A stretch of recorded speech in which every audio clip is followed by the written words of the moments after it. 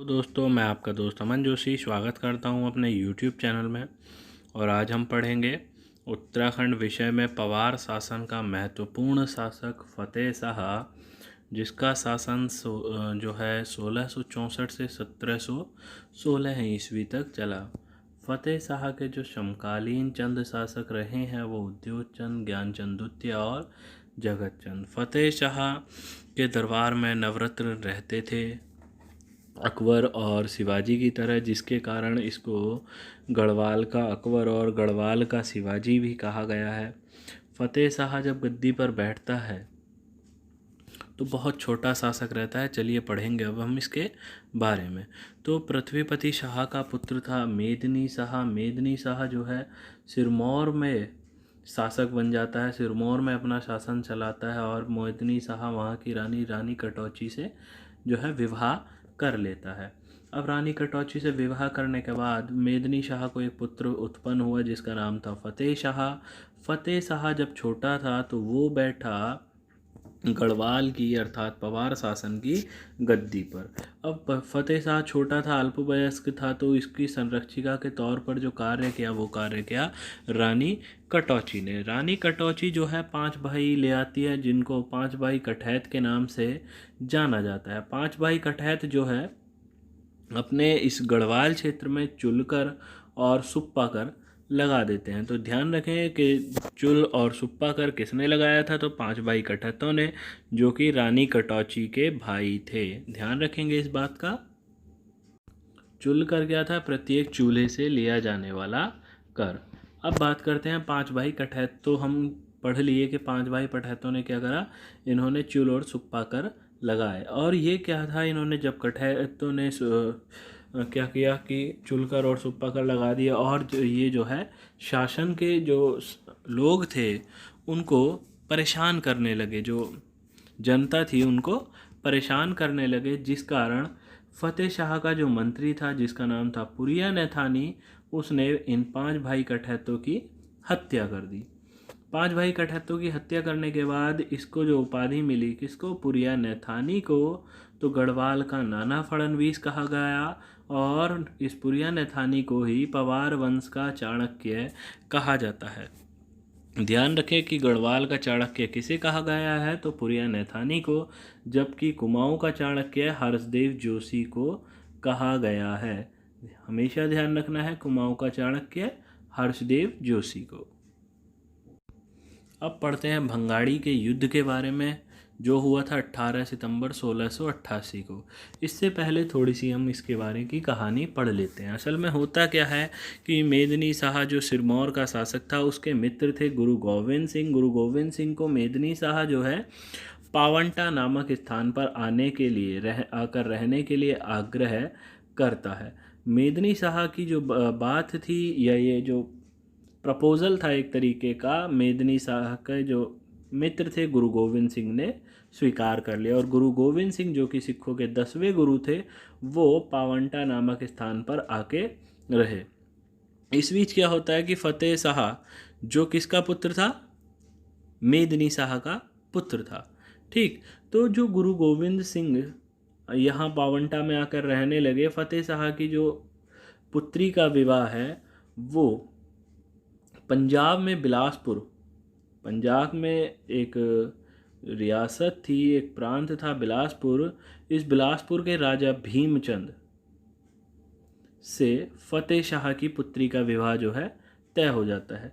लेकिन भीमचंद को ये बात पता चल गई कि गुरु गोविंद सिंह जो है फतेह शाह के पिता मेदिनी शाह के मित्र हैं, और इस बात पर जो फतेह शाह की पुत्री से विवाह है भीमचंद, वो तोड़ने का या विच्छेद करने का प्रस्ताव करता है। गुरु गोविंद सिंह को ये बात पता चल जाती है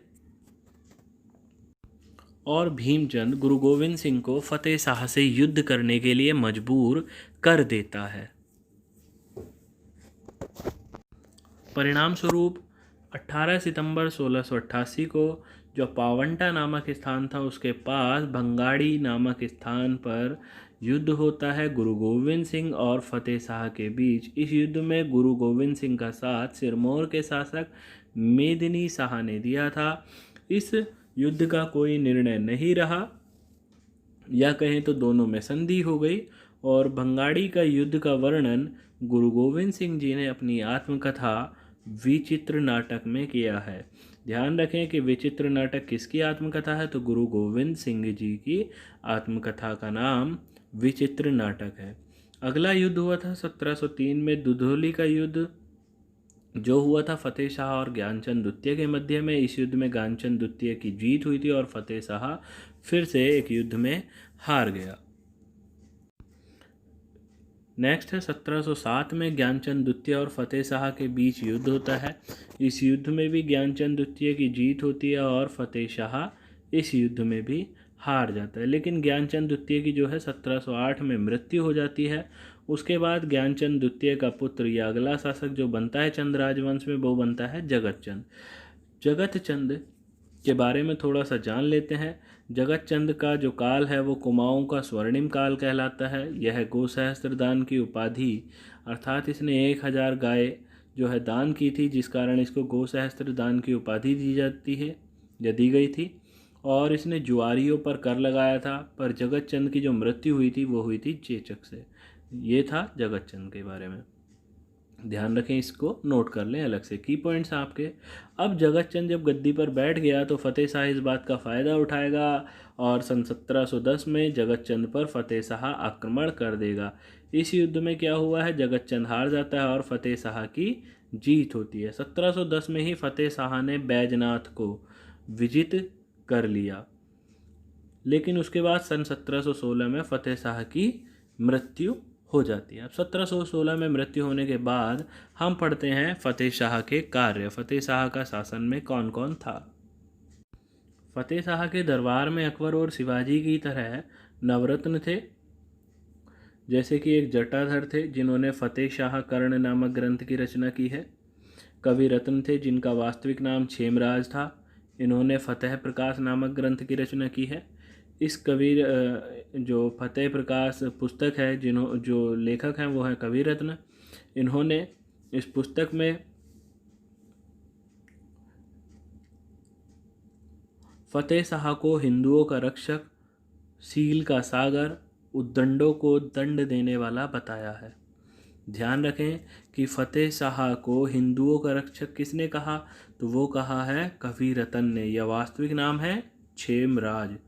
और सील का सागर किसे कहा गया, तो फतेह शाह को, और उद्दंडों को दंड देने वाला शासक फतेह शाह कहा गया है।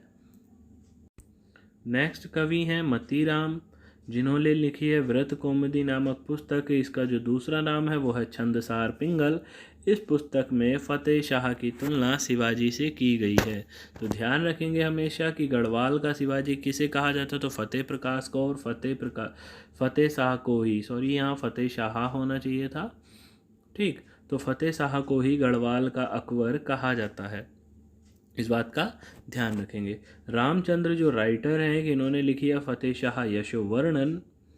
और आगे बात करें तो मतीराम ने अपना ग्रंथ रसराज, ध्यान रखें रसराज किसका ग्रंथ है, तो वो है मतीराम का। इसमें श्रीनगर के चित्रकार मंगत राम, जो कि मौलाराम के पिता, ये पुस्तक रसराज जो है मतीराम ने मंगत राम को समर्पित की थी। हमेशा ध्यान रखेंगे कि रसराज पुस्तक किसने लिखी, तो मतीराम ने, और ये पुस्तक मंगत राम को समर्पित है, जो कि मौलाराम के पिता थे। मंगत राम फतेह शाह के दरबारी चित्रकार थे। ध्यान रखेंगे मंगत राम जो थे वो फतेह शाह के दरबारी चित्रकार थे। नेक्स्ट है कवि रतन अर्थात क्षेमराज, जिनका वास्तविक नाम था के अनुसार फतेह शाह के राज्य में इतनी शांति एवं सुरक्षा थी कि लोग अपने घरों में ताले नहीं लगाते थे। तो बहुत इंपॉर्टेंट बात है कि किस राइटर के अनुसार या किस राइटर के अनुसार, तो कवि रतन या क्षेमराज, जिनका वास्तविक नाम क्या था, क्षेमराज था कवि रतन का वास्तविक नाम। और कवि रतन के अनुसार फतेह शाह के राज्य में इतनी शांति एवं सुरक्षा थी कि लोग अपने घरों में उस समय ताले या दरवाजे नहीं लगाया करते थे। फतेह शाह के समय की एक और महत्वपूर्ण घटना ये रही थी कि 1699 में फतेह शाह के राज्य में सिखों के 7वें गुरु, जो सिखों के 7वें गुरु थे, हर राय के पुत्र राम राय देहरादून आए थे। गुरु राम राय की पत्नी ने जो गुरु राम राय की पत्नी थी माता पंजाब कौर, उन्होंने महंत प्रथा की शुरुआत की थी। ध्यान रखेंगे कि महंत प्रथा की शुरुआत किसने की थी, तो राम राय की पत्नी, जो गुरु राम राय थे उनकी पत्नी माता पंजाब कौर जी ने। नेक्स्ट 1952 में महंत इंद्रेश दास ने श्री गुरु राम राय एजुकेशन मिशन की शुरुआत की थी। कब की थी, तो 1952 में। 2002 में देवेंद्र दास ने इंद्रेश दास हॉस्पिटल की शुरुआत की थी। ये थे महत्वपूर्ण पॉइंट फतेह शाह से संबंधित। और यह आपका जो फतेह शाह था बहुत ही इम्पोर्टेंट राजा रहा है। आयोग ने पिछले ही एग्ज़ाम में फतेह शाह का बंगाड़ी का युद्ध दिया था कि बंगाड़ी का युद्ध किस किस के मध्य में हुआ था। तो इम्पोर्टेंट टॉपिक है, आप इसको ज़रूर पढ़ें और अपनी कॉपी में नोट करें। मिलते हैं अगले वीडियो में।